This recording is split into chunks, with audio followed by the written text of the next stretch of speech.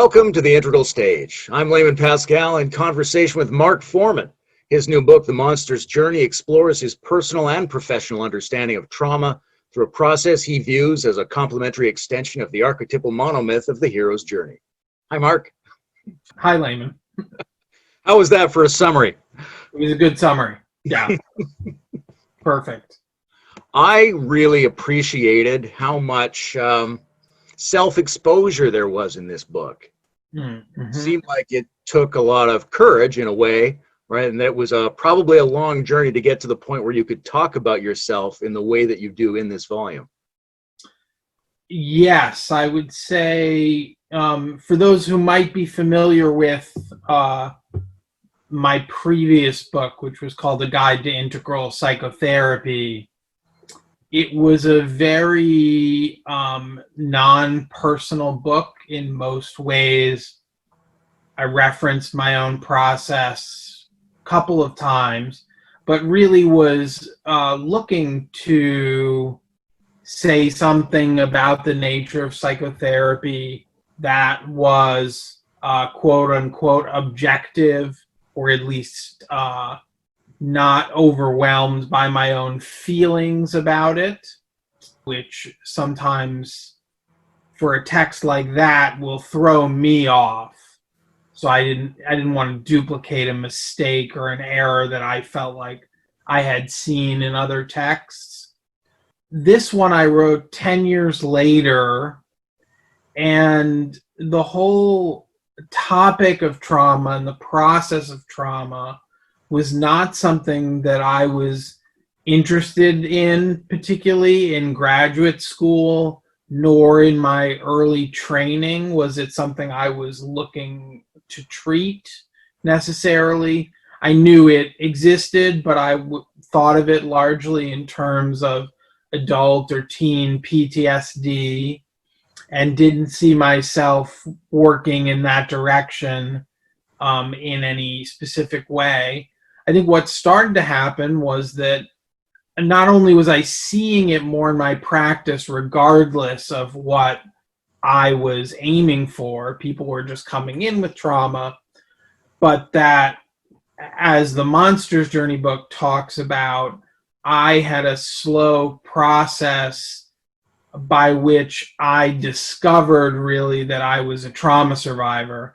And when I say that I discovered it, I think it would have been obvious to most trauma therapists, given my objective history of life events, that I had had some significant early life trauma. But I had a lot of trouble thinking about myself that way and didn't conceptualize myself that way. So by the time I got around to the book, I had thought many times about my own journey through trauma, and I wouldn't say through in the sense that it's over and extinguished, but through at least some of the middle parts of the Monster's Journey, as we'll talk about.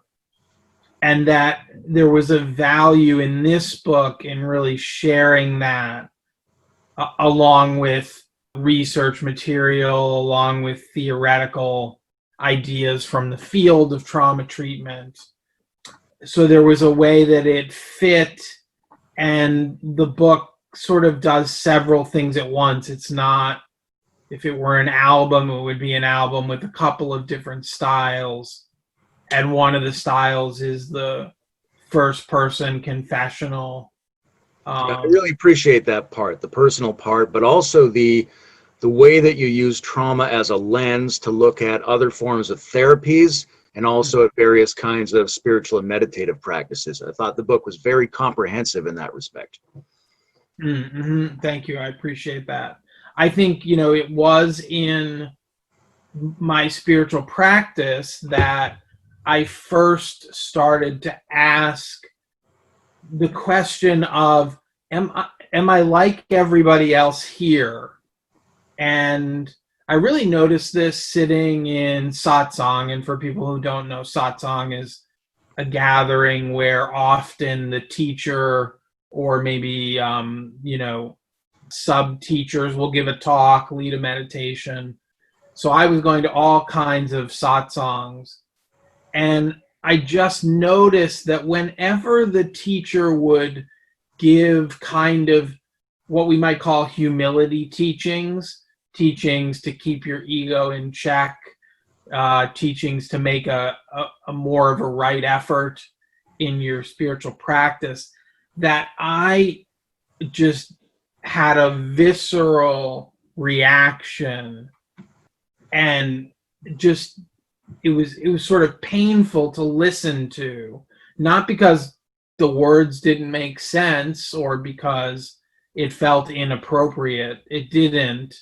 It was more, I just felt like, I am really terrible at this, and this talk is just highlighting the ways in which I'm getting this all wrong.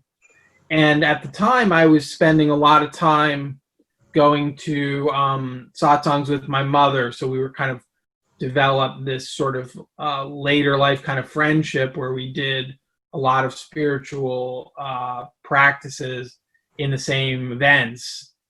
And she, no reaction to these kinds of teachings, didn't think it was anything unusual, didn't have a personal response. And so it was in those earliest moments that I would just have the thought, why does this seem so hard?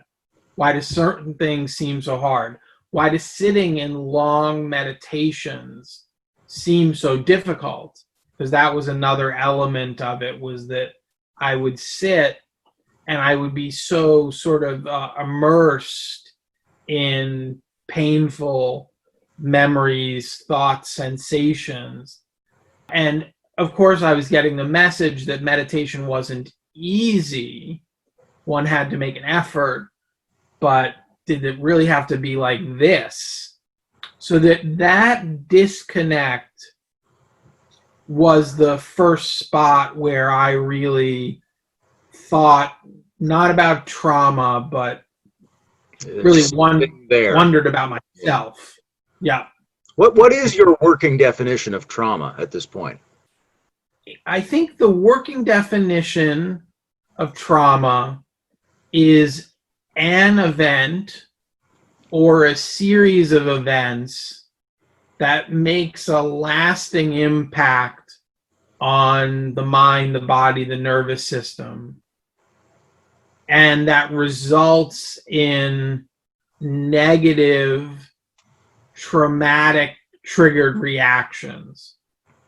So just to sort of go over that. So there's an event or some events. So some trauma is you got in a car crash one time and you're traumatized. Another might be you're in a violent relationship and that's ongoing and you're traumatized. It has a lasting imprint on your mind and your body. Now, some people are very resilient, and for reasons that are unclear, either genes or positive social support or other mysterious factors, they don't have that impact from the event. They have the event, but not the impact. And I would say those people are not traumatized if they're not having these negative outcomes later on. What about the inverse of resilience? Are there people who get traumatized by extremely mild phenomenon?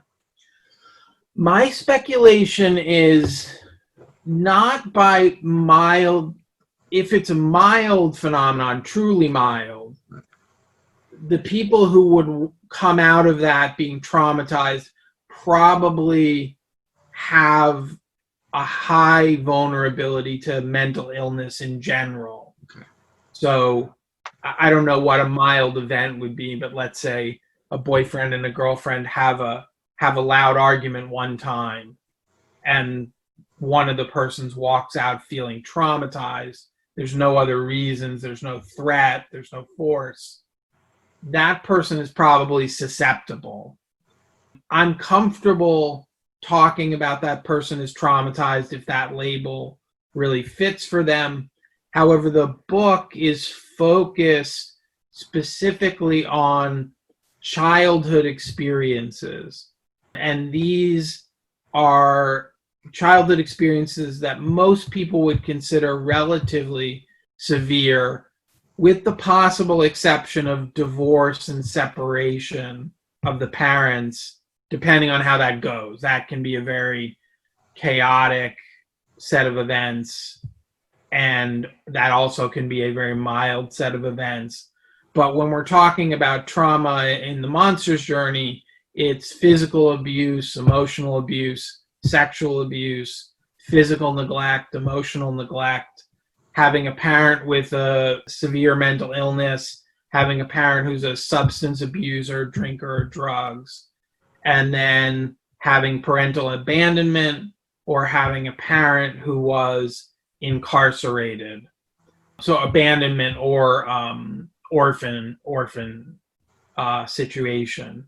So these are pretty robust categories. And turns out a sizable part of the population has about one of these. I think it's 60 something percent, meaning that about a third of the population has none of these early childhood events.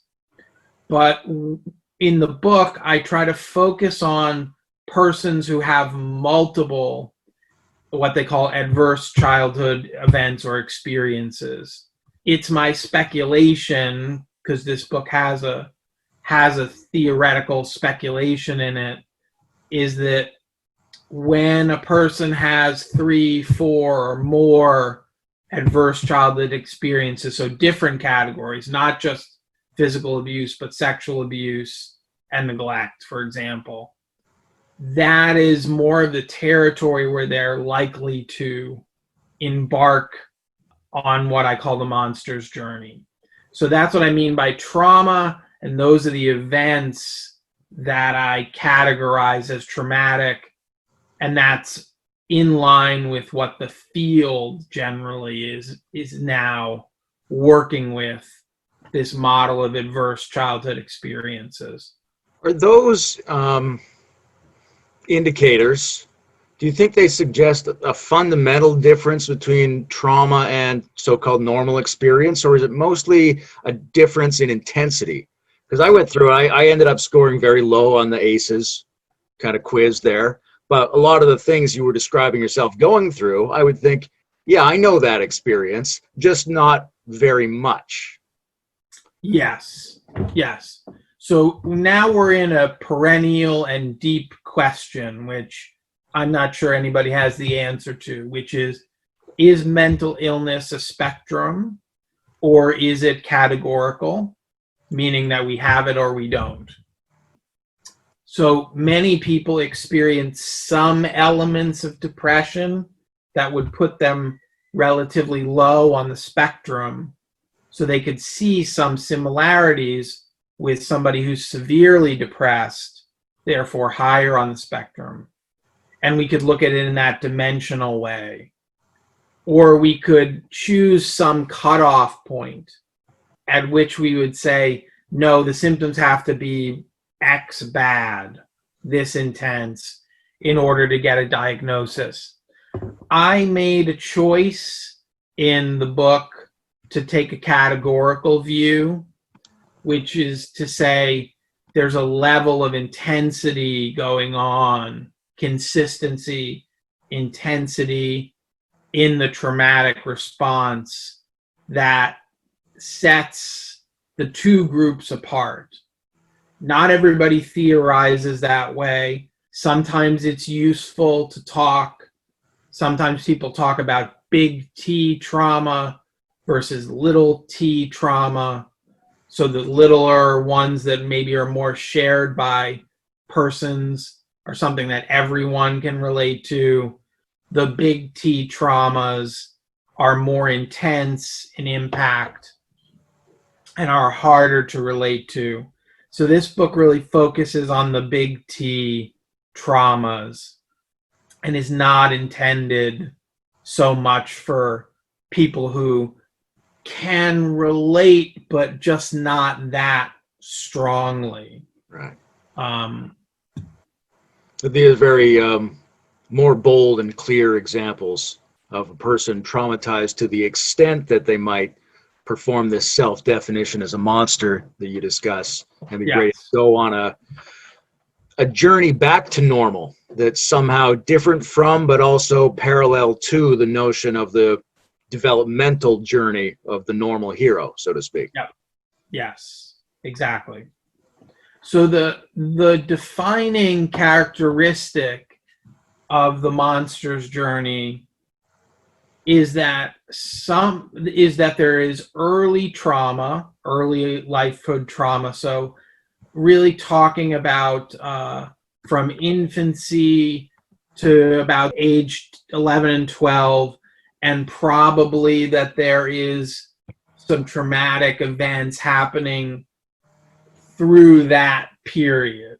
So it's less clear if a person is 11 that they would have a traumatic event and then move to the monster's journey, because a lot of their foundational identity has already been laid down. And so I have a woman in my practice, sexual abuse survivor, but it was when she was a slightly older child, had some intact normal development, and therefore she seems much less traumatized than some of my clients where the sexual abuse would have started earlier when they were 3, 4, or 5 and then continued. Yeah, there's a great distinction you make in the book between what it's like for a building to suffer an earthquake and what it's like for a building you're just in the process of constructing to undergo a whole bunch of earthquakes. Yes, the earthquake analogy. So if we think of traumatic events or potentially traumatic events as an earthquake, and if we think of a house as our self, if most of our self has been built or the foundational layers are in place, chances are we have an earthquake, some things break, but the house doesn't need to be condemned in the sense of it's beyond repair, it needs repair. And that's often the case with adults and teens with PTSD, with the right support and with work, because it's not easy, but they can get back to that old self, re-inhabit the old house. Sometimes they grow in new and unexpected ways, although I didn't focus on that in the book, but there's a post-traumatic growth literature, particularly for PTSD in the later years. However, a child who is experiencing traumas is more like a house that is being built in the midst of earthquakes. So you can imagine you're trying to lay the foundation and things are shaking all around you with some consistency. That house's foundation is going to be stable, maybe really have significant flaws. And as you try to build up the house and add on a second floor or an attic, everything is skewed in some way by all this early shaking. And so the question is more of a discovery of a new self. It's a little bit like trying to start from a type of scratch often, that is not so overwhelmed by the early trauma. And so it makes it a more pressing theoretical sort of therapeutic sort of disorder and recovery. And if you hang around growth communities, often what you see, the ones, not everybody, but you see the people who are sort of lifers, and who are doing all these practices, very often they have a component of early trauma that is driving the process and motivating them towards, healing and recovery, etc., though they might not know it in those terms. Obviously, there are people who are just self-motivated to be spiritually realized or to work on self-development, but those, in my experience, are somewhat more limited in number compared to the people who seem to have some very intense background.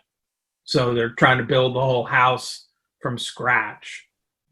I have a question about how we make use of stories or mythic narratives, Hmm. which is a real feature of the book. You go into different kinds of popular stories and look for these patterns of the monster's journey. Now, it's understandable to me how you can point out the steps along the monster's journey, and then I can watch Ender's Game and go, ah, there it is. But Yeah. if I'm a traumatized person, is there benefit to me simply in watching or reading these stories? Or is there something for me to do when I encounter mythic narratives that's helpful to me in my journey? Or is it just a way of mapping it out? I think the answer is both, although the two scenarios you give are sort of broadly two stages of consciousness. So, one of the books that I review, well, put two of the books I review the in the Monster's Journey book. One of them is Jack London's White Fang, and the other is Orson Scott Card's Ender's Game. And White Fang plays this kind of monstrous wolf dog character, so that's sort of his sort of entry point to it.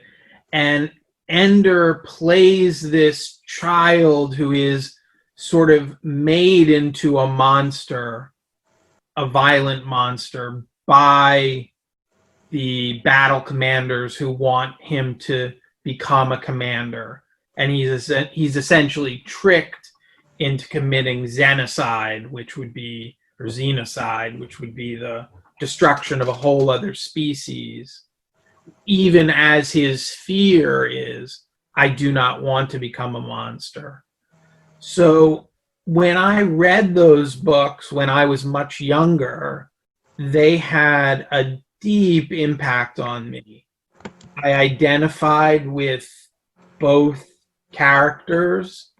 Cannot tell you why. I mean, obviously, both are good, great pieces of literature, great stories, great writing. They're well known, famous books in and of themselves. But it was totally intuitive. And I don't know why, but I think they brought me a small measure of comfort, probably mostly subconsciously or unconsciously, because there are stories out there that I feel connect to me. They have some meaning to me. I don't feel like everything we're reading is this foreign story that's, has nothing to do with me.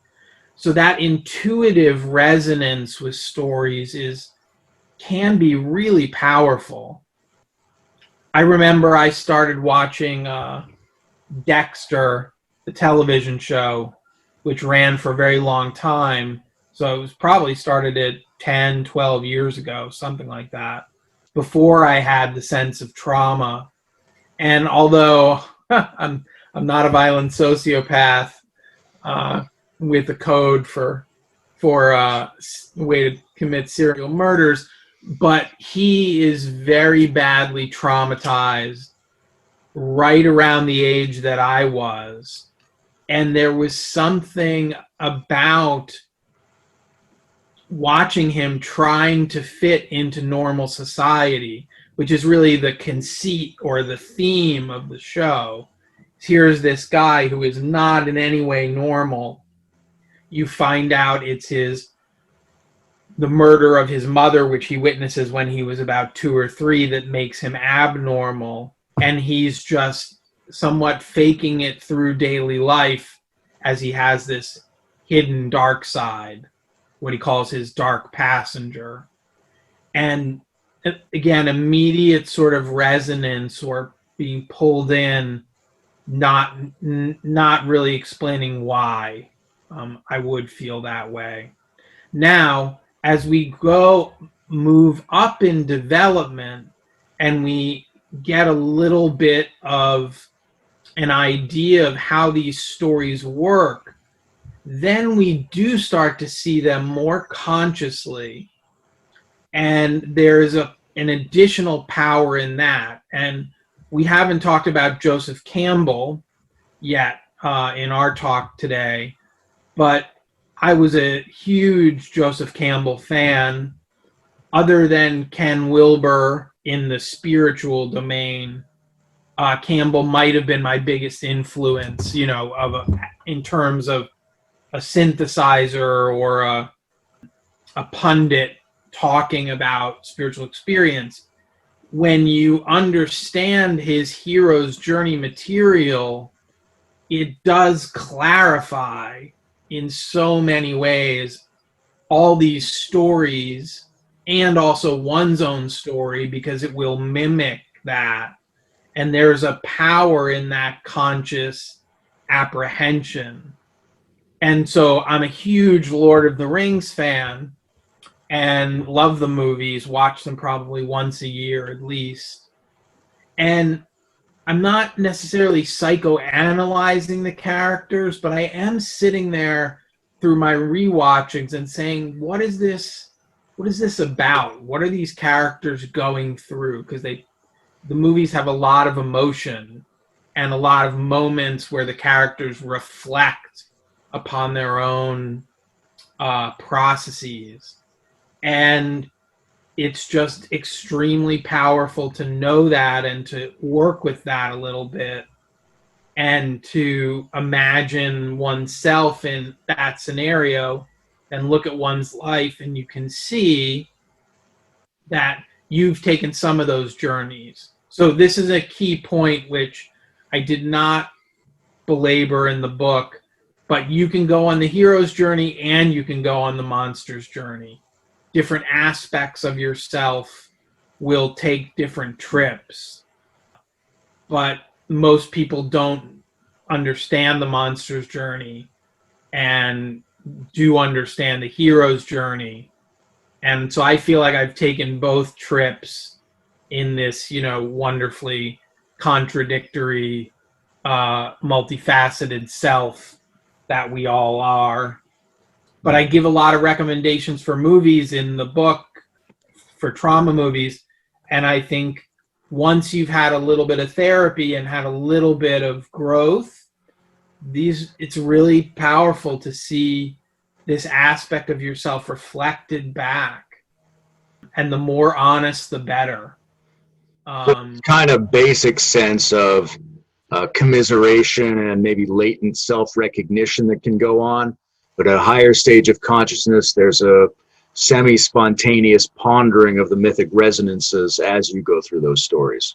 Yes. So even in Campbell's way of seeing it, as we grow, the myths become more transparent, and we see sort of through the symbols what it is that the meanings of the symbols communicate. I would say that as we move forward in consciousness on the monster's journey, we can read these stories, see these movies, and see them with more transparency through the symbols. Symbols are always useful, the story's always useful, but of course there is this lived experience in a domain when we've broken through the storyline and now we are inhabiting the stages or the modes of the journey. I think people could probably understand pretty clearly that it's hard to follow your bliss if you're disconnected from it, can't find it. Yes. But what would you say is are the major things that advocates of the hero's journey don't really understand about the monster's situation? Yeah, it's a great question. So one of the key distinctions between the hero and the monster's journey is that the hero in hero stories typically is a bit older. So sometimes an older child can get into a hero type story or fairy tale, but most often a teenager, young woman, young man, and they have grown up acclimated into their environment, their tribe, their group, their society, And, they may have faced some challenges, but not overwhelming ones. And they have a character of innocence. And I define innocence as sort of not having seen the darker sides of humanity in themselves, in other people, or at large. And what happens to them is what Campbell calls the call to adventure, which is some unexpected set of events that starts to pull them out of this comfortable normalcy and move them into the world, the mystery, the magic of the adult world in particular. And it's a scary transition, but there's often guidance that sort of serendipitously comes along to help. And so their growth trajectory has a gentler arc to it. And they do confront big challenges, so it's not to minimize, but these challenges are developmentally sort of on time, as it were. So let's imagine, for the sake of argument, let's say, somebody's 18 or 19 and they get randomly invited to a 10-day meditation retreat in silence, and they never thought about it before, but hey, they're going to take a jump. So here's a call to adventure, to something that's can be a struggle. 10 days of meditation is not easy, to say the least. But they're going into it, not having a lot of wounding or upset or trauma.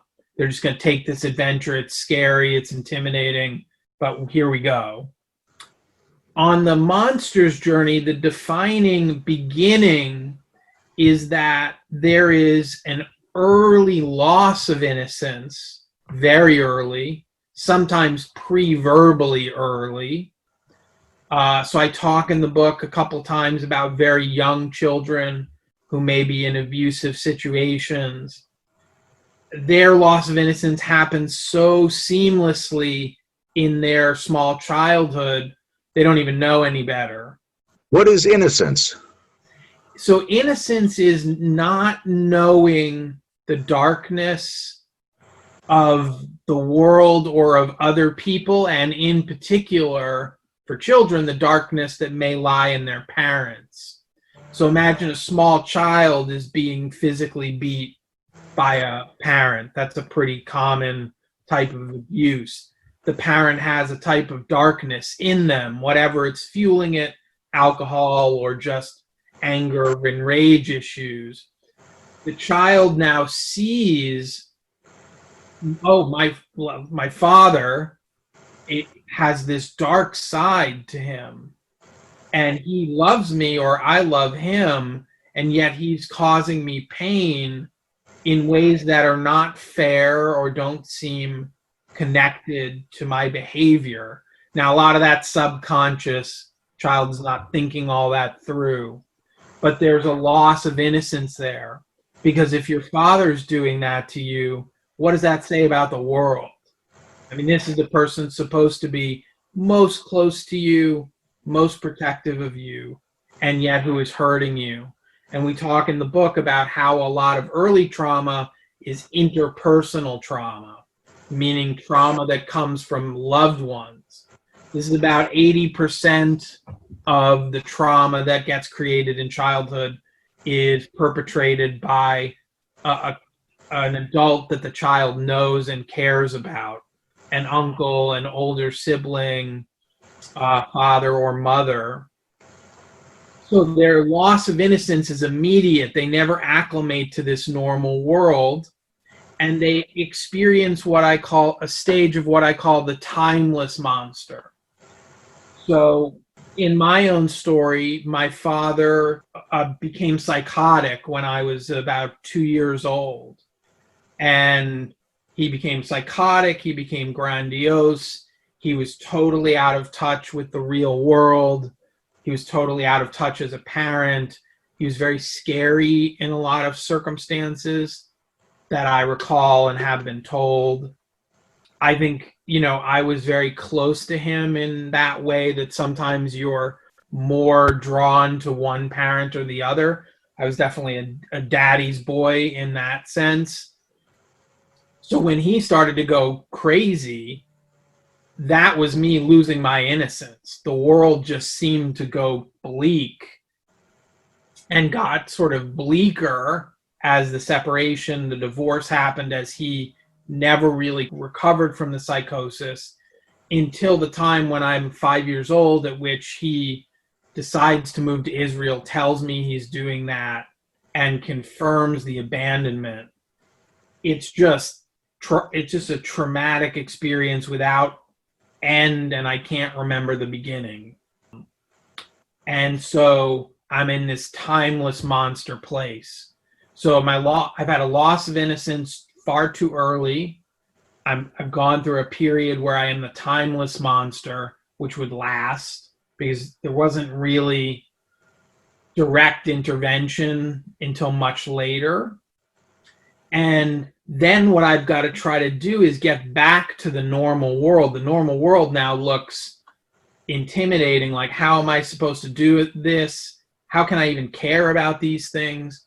So why would I care about school? I mean, you know, my father went crazy and he left me. Like, why should I be motivated for my future?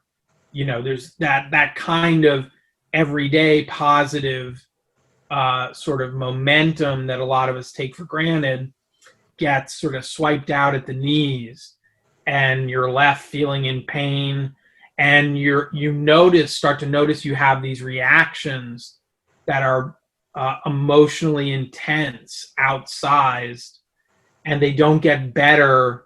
You don't just cry it out and get better, or get angry and get over it. It's like the feelings just sort of stay, and they're what trauma therapists call vehement emotions, meaning they don't release upon a typical cathartic moment. So you can see that the hero travels this normal thing, does get challenged, it starts to get serious, but it's in their real adulthood that it's at its most serious stages. And then when they'll maybe take a couple of hero's journeys in their life, you know, tough things happen to everybody at one point or another. But the people on the monster's journey are having this start very young, and they are not going to just ride out to meet the magic and mystery of the world. It's like they've already been weirdly transformed, and they're going to take on this identification that something is wrong with me. So that's partially the outcome of what happens. It's not only bad things happen to me, but somehow I must be responsible because I am really weird, different, fucked up, broken, alien to how I feel other people seem to be. And, you know, the use of the word normal versus monster is a little provocative. You know, I try to couch that in the book in a way that's precise, but it's meant to be provocative. I want people who read this book, who would identify with the monster's journey, to have a real clear resonance with it. Something seems to have shifted historically in how we think about protagonists, because anciently they were usually very simplistically heroic. And, you know, maybe it's because we've had 100 years of therapy in our culture or something, but we seem to be much more open to monster as protagonist as we are to damaged heroes, wounded heroes, and characters you just can't tell if they're heroes or monsters or not. Yes, very much so. And I did not realize that early on, but as I thought and wrote, it really occurred to me that things had changed. I could think of all these examples.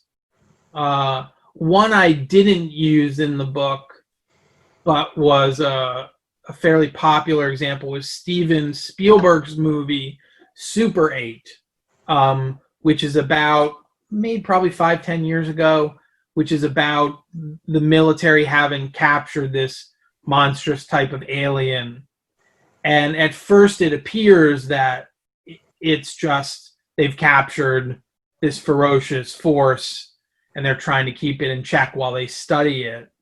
But as the movie goes through, what's revealed is the monster just desperately wants to get home and is trying to escape so as to get home.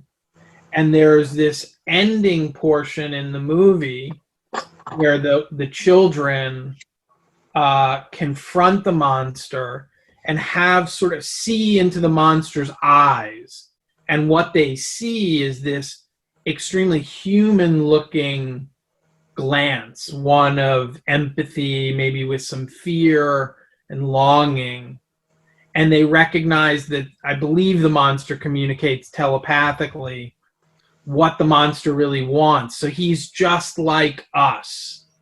If we were captured and held by the military, we would just want to get home. You know, that's all. We would be scared and angry and want to go home.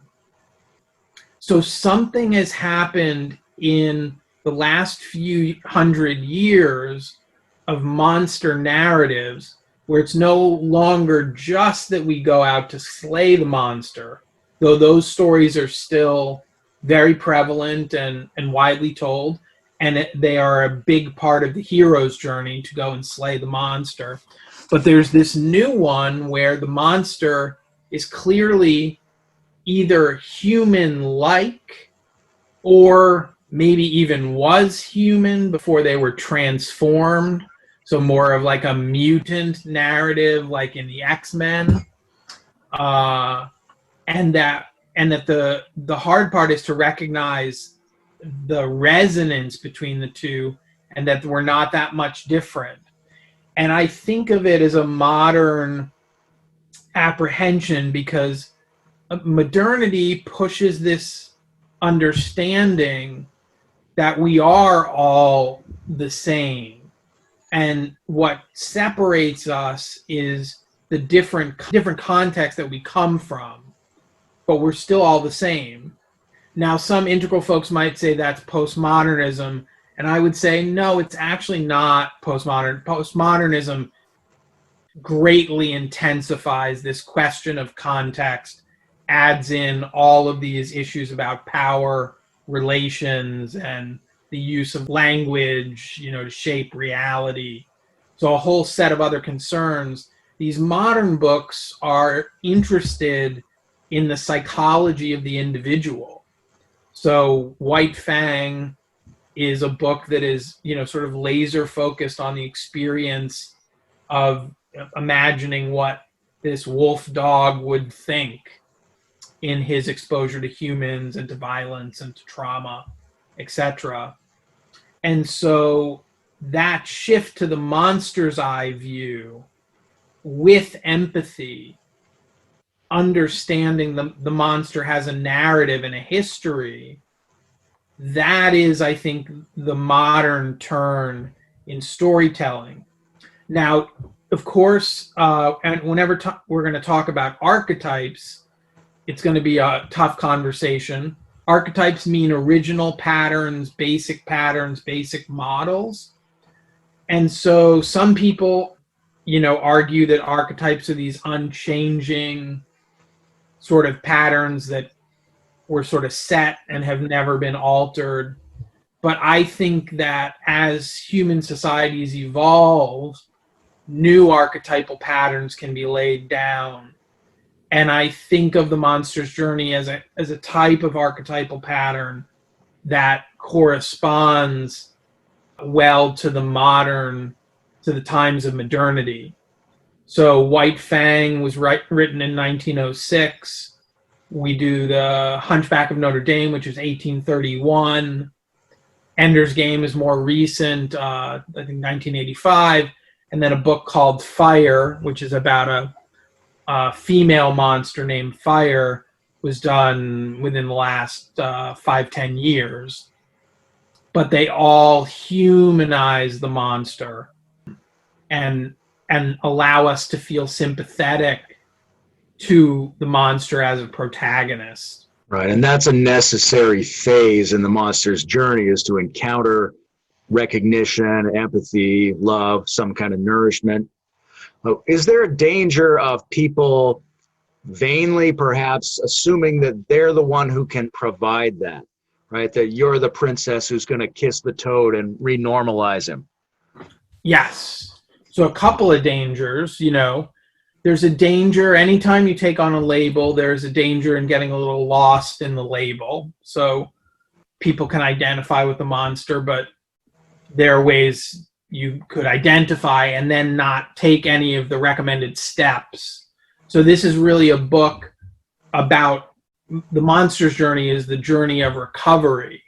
So these early steps where the identification happens, where the trauma happens, but then there are these later steps. One of them, which is seeking out healers who can see you as you are and mirror that to you. So there's a danger if you took on the monster's identity but didn't do any of the recovery practices, didn't seek out a healer, then you're sort of stuck in the early parts of it.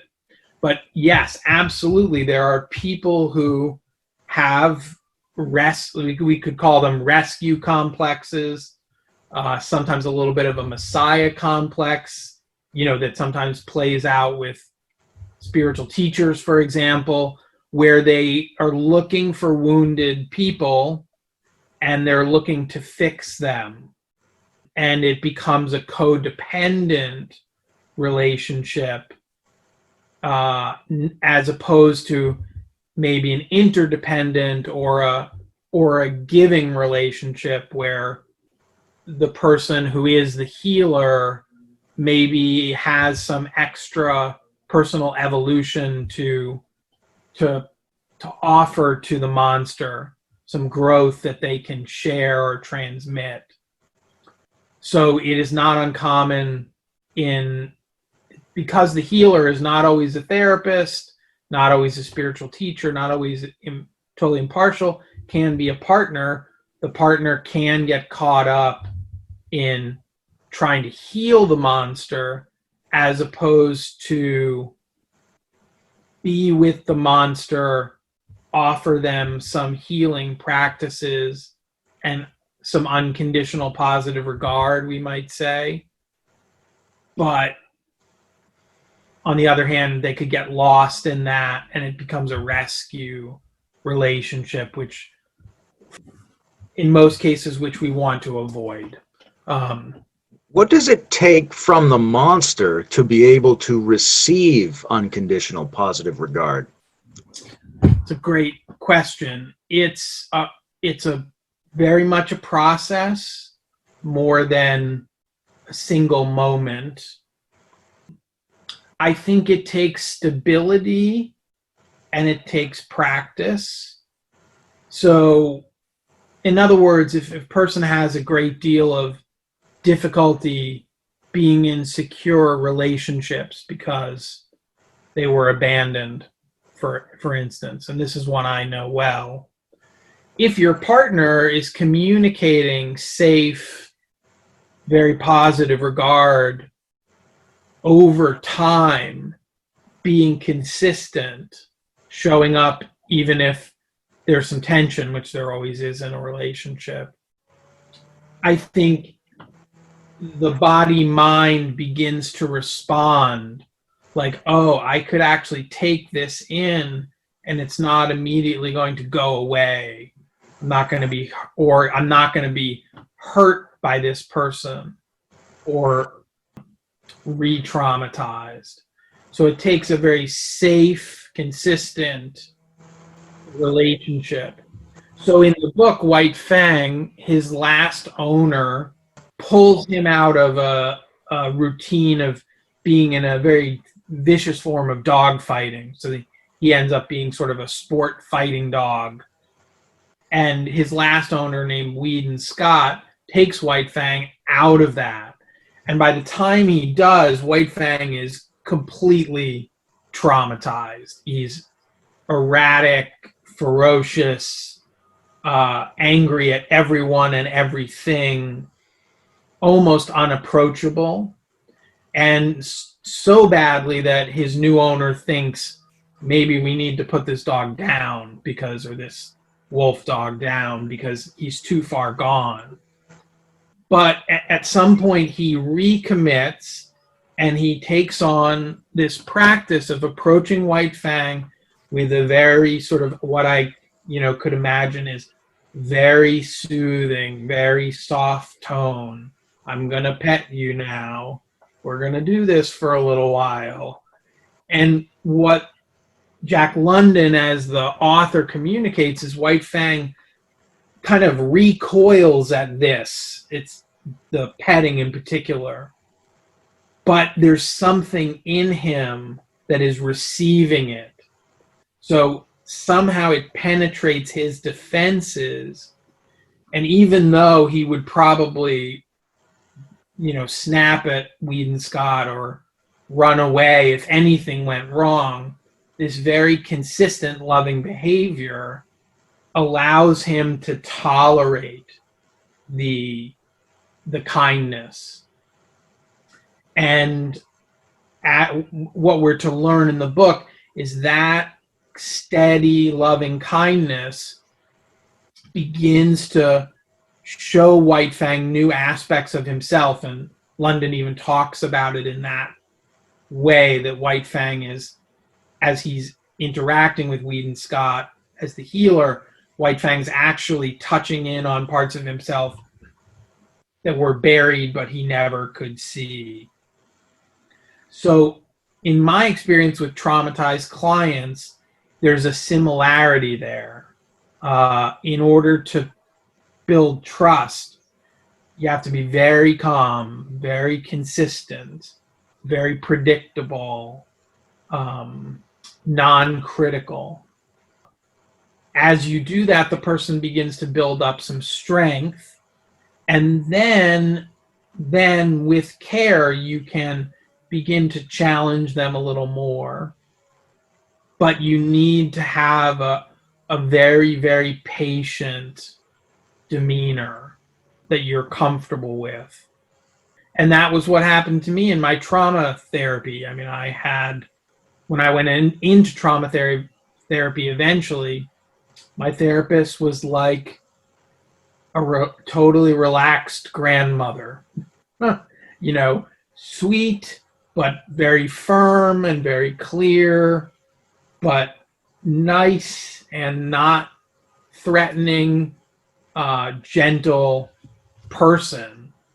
And I was kicking and screaming a little bit on the inside, but her presence was enough to get me to slow down a bit and to take in what she was saying and to really rethink my life and recognize the elements of trauma. So it takes white knuckling it a little bit as the trauma survivor, and then if you have a good healer, it'll start to seep in. If we've got a hero and a monster in ourselves, is there a risk the hero will try to slay the monster in something that looks like a pattern of self-destruction? Yeah, so this is the hard part about being on the monster's journey and trying to do the hero's journey, which you'll be called to do in another way. What's the monster? And the danger is you just decide that you're the monster and you need to slay yourself, but not in the subtle way that, spiritual traditions would say you need to slay your ego, because it gets all out of hand. This is my experience. This is my experience with clients as well, that you just default to, I am terrible and rotten.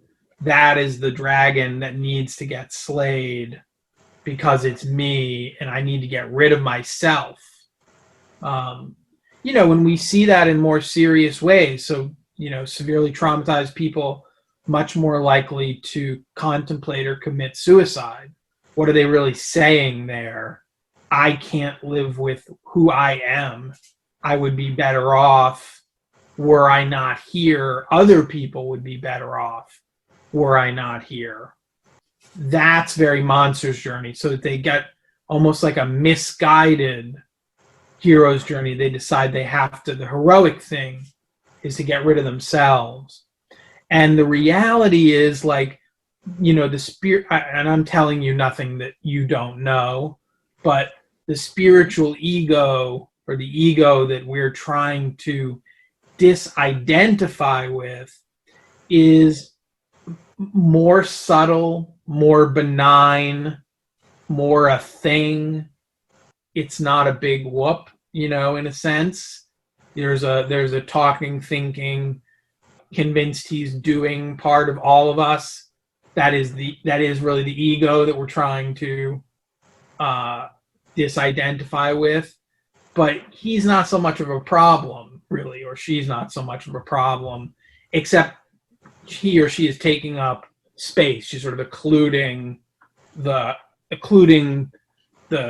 like clouds in the sky, I guess I would say. But that's a more gentle thing, and that's one of the things I could never understand in, you know, the teachings part. It would be like, boy, they seem pretty relaxed about getting over your ego. Like, it's important, but, you know, they're not. It doesn't sound like this torturous process. It just sounds like something you would want to do so you could grow spiritually. Whereas to me, I was interpreting it as, I'm terrible. I've got all these things wrong with me. I have so much guilt, and I want to crush my ego, destroy myself in a way, if that's what it took, to just get out of this. Let me feel something else. I don't feel anything else. So there can be a lot of confusion. We need time to work out that confusion. Is all I can say. We need time. We need consistency in our practices, which just means keep doing something that's gonna drive your growth a little bit. Whatever that is, do some therapy, do meditation, you know, make sure you have some body practices or exercise, take care of yourself, try to build healthy relationships, etc. Just keep working. By and by, you'll see what it is that needs sort of the sword of wisdom, and what it is that may just be your trauma hanging out, and you need to you don't need to crush that part of you. That's not the right attitude. The right attitude is just to see, oh, there is a hurt part of me, you know, and he's younger, he's maybe many parts, and he needs a little benign distance and some loving attention, but he doesn't need me to take a sword to him.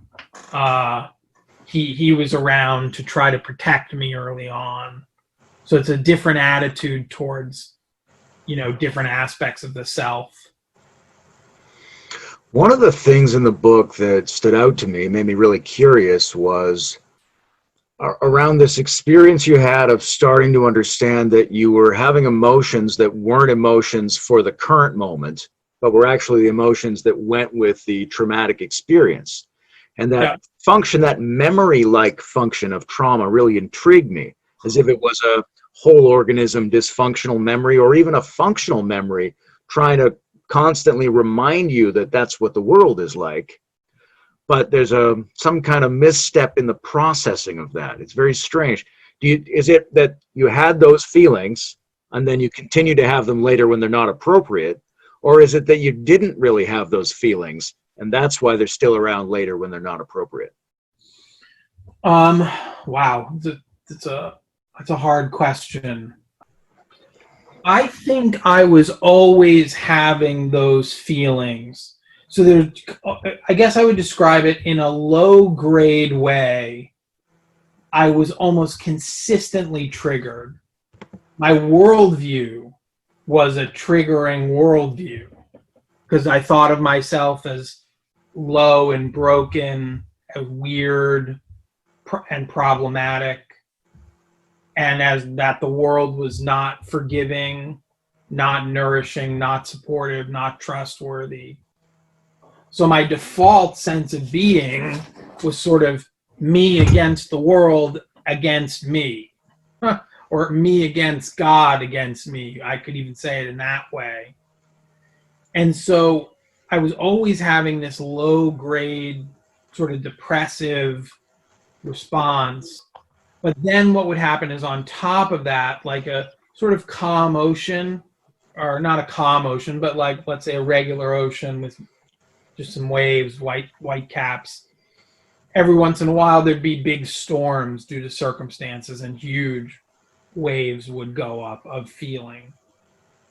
And I started to see that these two things were intimately connected, that my constant low-grade trauma was the background upon which these higher-grade traumatic triggered moments would come.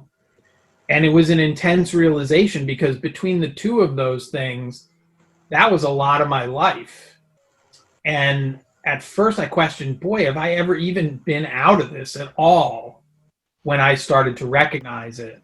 So these sort of body memories that keep reasserting themselves and feel like they're happening just in the present kept coming back. And I mean, there were moments where it was a hard realization to be able to think, I'd been this way for so long, and I never saw it, didn't see it for what it was.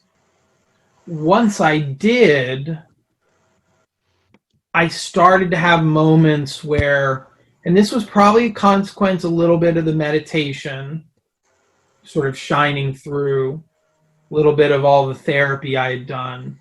But I started to have moments where it felt like a sunny day. I wasn't having this low-grade trigger happening, nor was I having the big swings either. But it was a very back and forth process. To a certain extent, it still is. If something's happening that's stressful and that touches on my triggers, I go back to that low-grade triggering, and then I'm more susceptible to a bigger one. But I spend a lot more time out of that configuration than I ever have. And so I see that as a consequence of having, walked the journey in a lot of ways, with still much left to walk that could be very useful. I know there are experimental therapies where certain chemicals are used to dissolve memory associations, where you could call up the traumatic experience and make it so that your brain can't really access that as a memory. Do you think that's sufficient, or would that person miss something because they don't go through the monster's journey?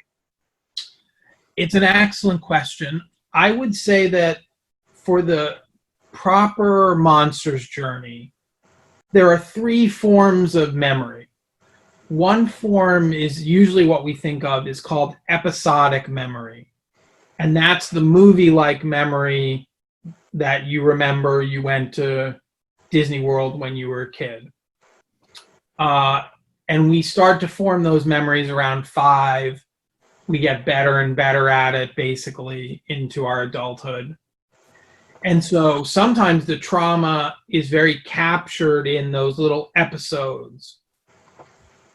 If that is primarily where the trauma is, and that's more likely if you're older, then if you can scrub some of those memories, you're going to have a very strong impact.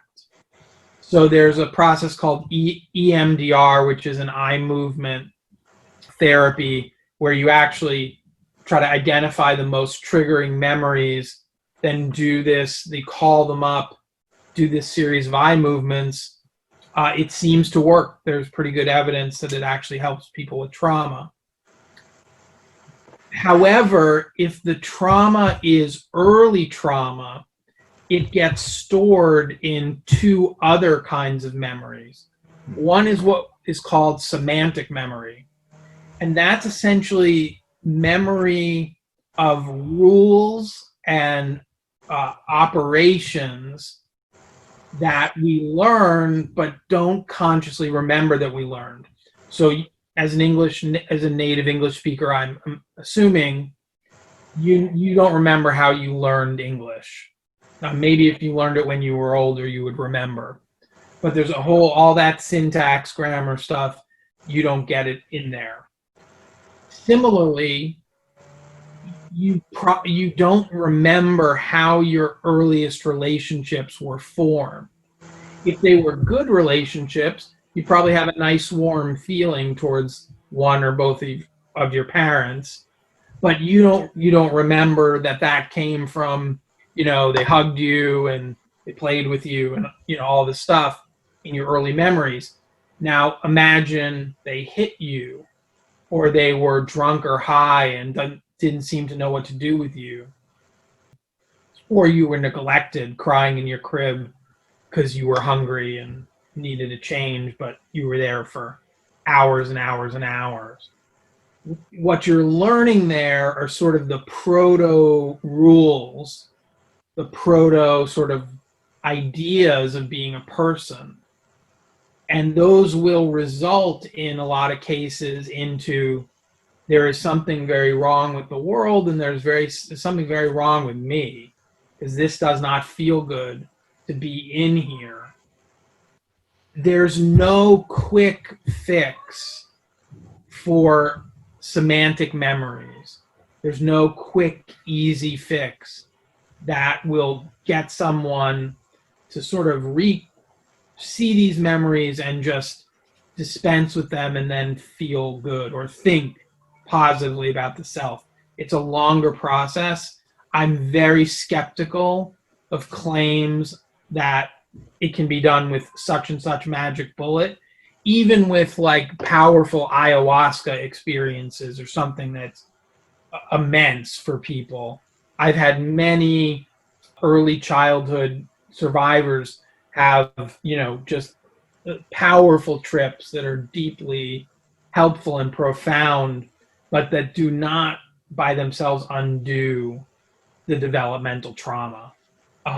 They give you another tool to work with that make forward progress. I've just never seen that magic happen, so I'm dubious about it. And I've never felt that way either with all my experiences, that just one. It seems like the accumulation of many experiences, positive, and many tools that are useful does that. There's also a third kind of memory, which is what they call procedural, which is more bodily. How did I learn to walk? So that's actually, when I was talking about being held, probably more procedural memory, but a bodily memory of things that we don't remember how they happened. So that would probably be more like the physicality of the early period of growing up. So we've got the semantics, which is more the beliefs, the procedural, which is more the body, and long-term trauma gets jammed in both of those systems. Part of the reason a lot of trauma therapy is body-based therapy, because there's a bodily element to it that is hard to get up into an identifiable conscious thought. But in any case, so episodic is probably the most amenable to change, and the other two are less amenable, but that's what a lot of the work is. I mean, I think, as just a final example, part of meditation is just being able to sit and feel good. I mean, what an incredible thing to sit in your body and feel pleasantness as opposed to fear, pain, depression, or whatnot. So in the book, there's a lot of warnings in meditative communities, like don't get into bliss states, don't chase. I sort of actually say, no, you might want to cultivate that, because you've been sitting in discomfort your whole life. So what does it feel to feel good? It's such a revelation. It has a meaning that's much deeper than whether it's the ultimate insight. So there's a chapter in the book where I talk about sort of a trauma sensitive approach to meditation, and one of them is let your body have those moments because you need to recover some things. You touch on chi a little bit in the book, and I'm wondering how you see the role of subtle energy in all of this, right? I know that there's different ways we could think about, a guru or a lover even being able to electromagnetically reach a person. We might have a Reichian approach where people think a structural inhibition of energy movement of some kind inhibits our ability to heal, or a shamanic approach where the trauma involved some element of dark energy that we have to combat ritualistically or with a different flavor of energy. What's your take on that kind of approach?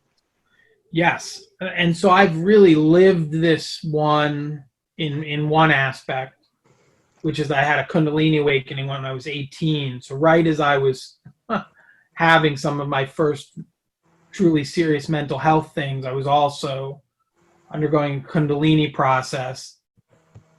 There is an element of suffering that is suffering caused by the contracted energy that we have inside of us, or that makes us up, however you would want to put it. Sort of our energetic state starts out relatively closed, even though some people would argue in childhood it's more open. But I would say, by the time we're teenagers, we're fairly, the Sanskrit word would be jud, which is inert. Like, we're fairly inert. And if we take up spiritual practices, it starts to open our energies in certain ways, and in certain ways that I think correspond to the states and higher stages that we talk about in Integral, for example. For whatever reason, those energetic openings, it's very difficult for even energetic openings to penetrate into these early traumatized aspects. It's almost like water, washing up on a rocky shore. No matter how big the wave is, it's not doing that much in any one crash on the shore. And so what we need to do is we need to do therapeutic practices that are really aimed at the trauma and that are much more likely to penetrate that hard wall of hurt, anger, fear. Then what can happen is, for whatever reason, then the expanding energy that we more typically cultivate in, say, like chakra meditations or something like that, can begin to seep in and work its way into these hurt spots. But it's a little bit like a good therapeutic approach is like sticking a stick of dynamite in that rock wall, and you're going to kind of blow it open a little bit. It's so direct.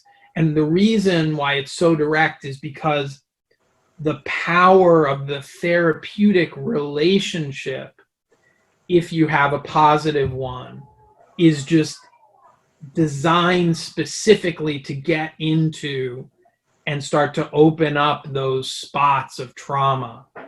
And there's something about the back and forth between the healer and the healed that really touches those places.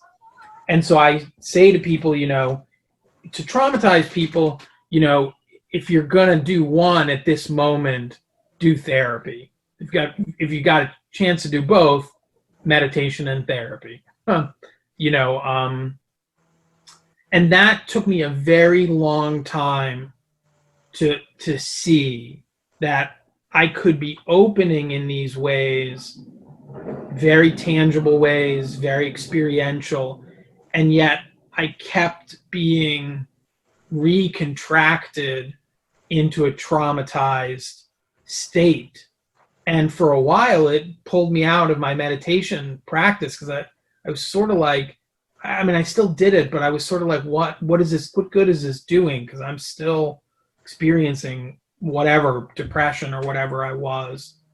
I'm glad I didn't give up, because if I had known the ending of the arc, these things were going to continue to be more powerful. But each time I worked with them therapeutically, it would allow the meditation to be better, more open. And so the synergy is something that I've really lived. And without, reading people the Riot Act, I kind of tell them, you're going to need to sort of do both of these things.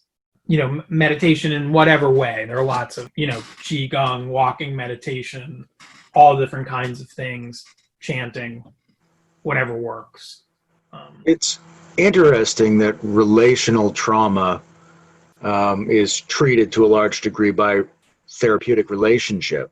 It seems like a lot of the healing approach is to provide something that was missing early on in the process. And yeah. That makes me think that trauma has these two aspects. And one is sort of how you're disrupted by the initial shock or impact. And the other one is how that reconfiguration of yourself makes you unable to take nourishment and get what you need down the road. So there's this initial trauma, but there's also this accumulating trauma from simply not being nourished by life experiences in the right way. Yes, I think that's exactly right. It's part of what makes it so hard. I mean, most of us know a little bit about depression. So when you get depressed, one of the best things to do is to be social, to get out there, get out of your head a little bit, interact with people. Social support is huge. However, depression wants to make you isolate.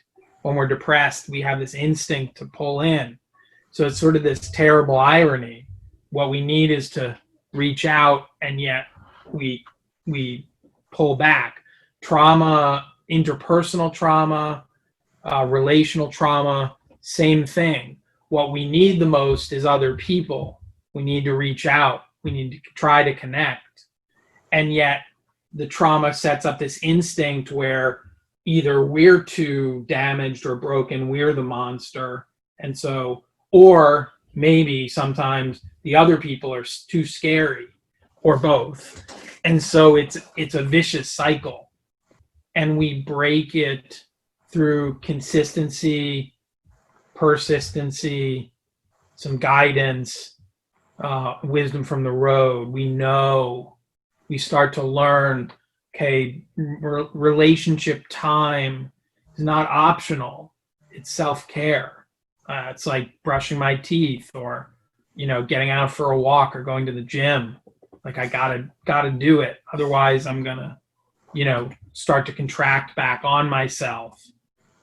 But yeah, it's one of the most difficult aspects, that the trauma makes it harder to do trauma therapy.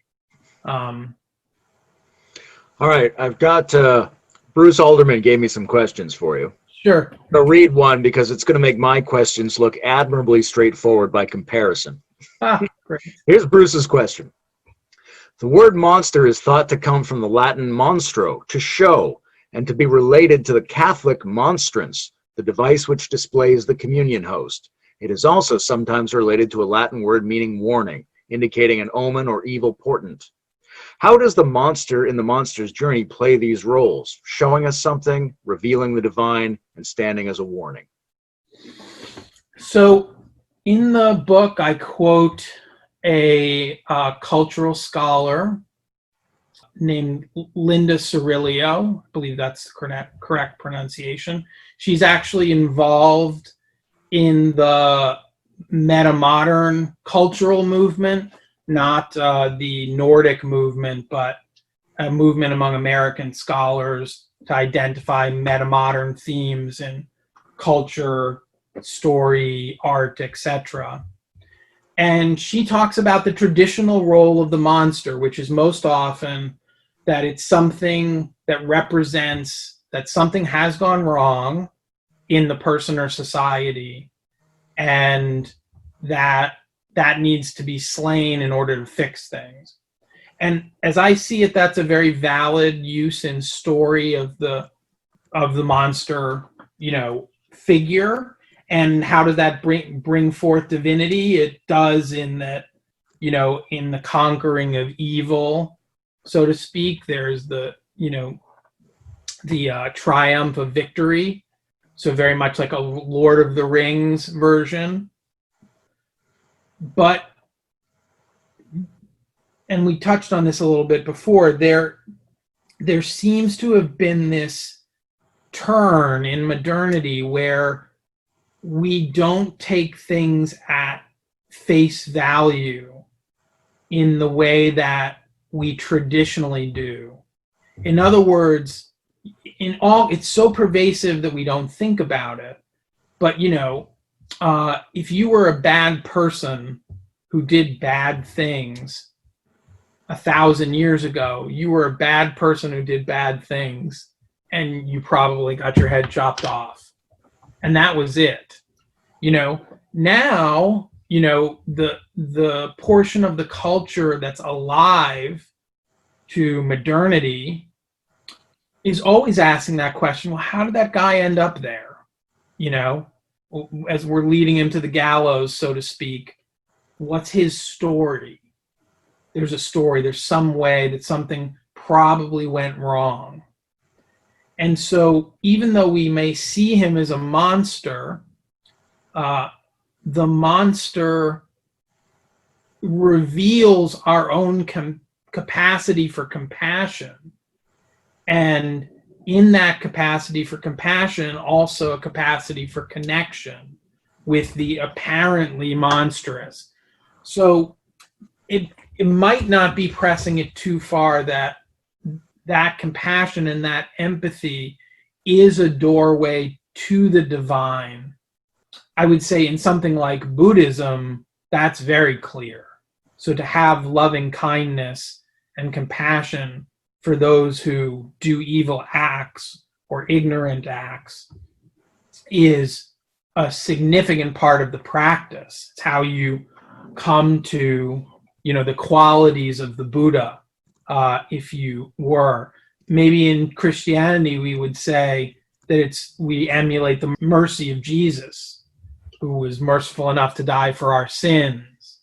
So we have mercy on the monster and forgiveness and nonviolence towards the monster, as we see them as a son of God, something like that.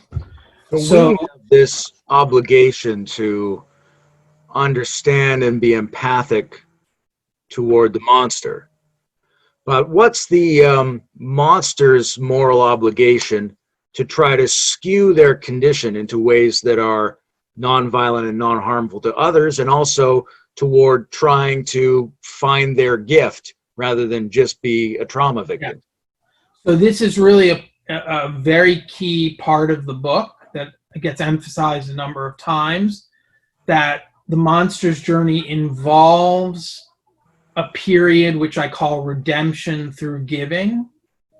And this is to say that in return for the empathy and the healing that the monster may receive, the monster is then called to give back into the relationship or into the world, and to become a blessing to society in whatever way, big or small. It doesn't have to be some momentous gift. It could just be that they're willing to help other people who struggle, and they're willing to lend a hand, or they're willing to just be a good member of society the best that they can. Without that giving back, there's no balance, so it doesn't work. And also there's a need in us, a healthy need to help other people to be productive. I think we would call this in psychology probably an Adlerian need, meaning Alfred Adler, whose basic theory was, if you're being helpful to the world and engaged in society, it's pretty hard to be depressed. So we need to really engage and give. So I see that as part of the recovery process, and certainly part of mine. I look to try to give back what it is I think I can, and I look to give back more than I think I'm taking. Now, whether I succeed or fail, is, something like the universe or God is gonna weigh me out at the end of all this. But, the effort is there and the drive is there, and it makes some sense of the pain, which is to say, particularly in my case, being a therapist, if I can help somebody who I wouldn't have been able to help had I not been through my trauma, boy, for a minute there, it makes it feel like it was worth it. And I don't mind so much. When I'm not in that position where I feel like I can really help, the trauma feels like a burden that's led me to some places, but I certainly wouldn't have wanted. So, but giving feels so good, then. So the answer is, in the longer term, the responsibility of the monster to give back to society is a great responsibility, and an important one. In the shorter term, it's more, you're looking more to be fed, because you don't have, before you have been fed and have healed a little bit, you don't have always as much to give. So receive first, give later. We're probably starting to come toward the end of the interview. Is there anything you'd love to have in this conversation we haven't touched on yet? No, I think we really covered a lot. I want to emphasize that this book is intentionally potent, meaning like the language can be strong, the concepts, the symbolism is pretty strong. That was the way it came out, and I think that serves a purpose for those sort of meant for the text, and may serve a purpose, that for other people it isn't for them. And I trust people to make that choice, for themselves, but just to recognize, not trying to say something that's true for all people at all times, in all circumstances. Really talking about surviving childhood trauma and then having come out of it with a certain form of woundedness, hurt, that, is true for some of us, and that we could use the reframe. So just to be gentle with yourself, and if you do like it, do love the book, do find it helpful, please pass it on to anybody else who you think would. And that might be a trauma survivor, that might be a loved one of a trauma survivor who wants a better understanding, and that may be a coach or a therapist who, is just always studying up on trauma and might want a different point of view. What's the best place for people to go to get a copy? It is on Amazon, so it's in the center of the known universe. I believe the entire solar system is gravitationally reorientated towards Amazon warehouses. Yeah, I heard Bezos just bought the solar system. Yes. that was a joke, for in case that came off as like a conspiracy theory. Yes, it's in paperback and on Kindle, on Amazon right now. Hopefully an audio version in the future, but that is a bit of a ways off. But yes, Google The Monster's Journey, Mark Forman, Amazon.com. Okay, this has been terrific, Mark. The corny thing would be to thank you for sharing this gift with us. But essentially that's true. This has been nice, and I think a lot of people could get something out of this work. I'll totally take it.